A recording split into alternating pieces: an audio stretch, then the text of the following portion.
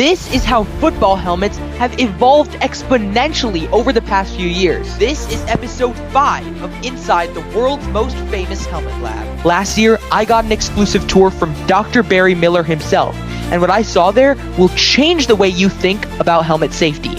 Introducing the Virginia Tech Helmet Lab. We'll start with the Vices. You know Pat Mahomes? So he wears this model. Is that the 02? Vices, 02 trench, yep. So this one has a dual layered shell. Yeah. It has an outer shell and an inner shell.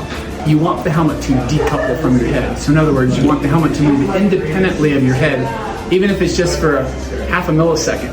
Because what happens if I increase the duration of an impact?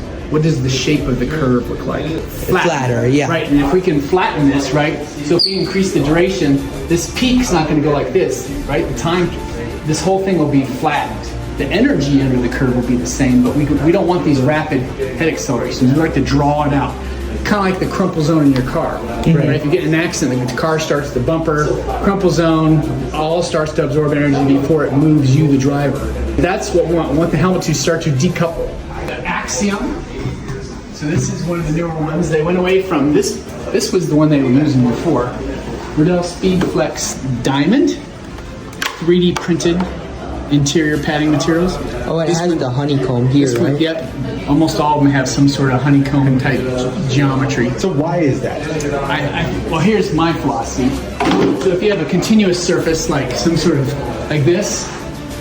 Yes. All right, so this really, when you hit it in an oblique angle, a continuous smooth surface doesn't really, the geometry doesn't lend itself to absorbing oblique impacts.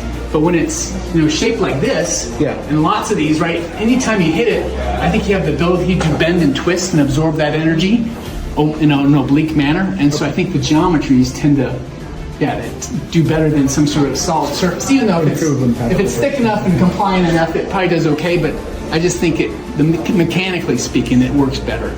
Like the Schutt F7, I'll show you this one too. You guys are probably familiar with this. And they have the big columns too. Yes. These little buckle, and these are a little more compliant than the Vices ones, but same concept. And maybe in the front's a little easier. And these bend and twist a little bit easier. 3D printed. Yeah.